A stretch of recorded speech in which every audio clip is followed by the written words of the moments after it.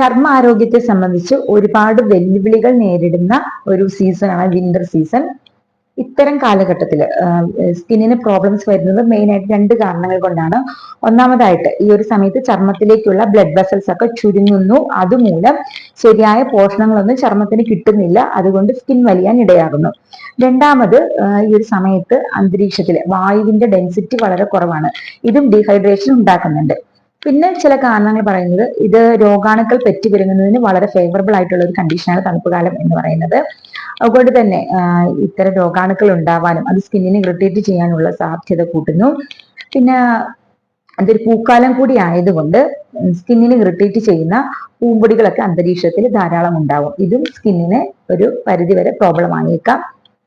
ഇത്തരം സാഹചര്യങ്ങളിൽ ഒഴിവാക്കാൻ വേണ്ടിയിട്ട് നമുക്ക് ചെയ്യാവുന്നത് ധാരാളം വെള്ളം കുടിക്കുക, പഴങ്ങളും പച്ചക്കറികളും കഴിക്കുക, കുളിക്കുമ്പോൾ റൂം ടെമ്പറേച്ചറിലുള്ള വെള്ളത്തിൽ കുളിക്കാൻ ശ്രദ്ധിക്കുക, അധികം സോപ്പ് ഉപയോഗിക്കാതെ കുളിക്കുക, കുളി കഴിയുമ്പോഴും പിന്നെ ഡെയിലി പലതവണയൊക്കെ മോയ്സ്ചറൈസർ അല്ലെന്നുണ്ടെങ്കിൽ വാസലിൻ പോലെയുള്ള ലേപനങ്ങൾ ശരീരത്തിൽ പുരട്ടാൻ വേണ്ടിയിട്ട് ശ്രദ്ധിക്കുക.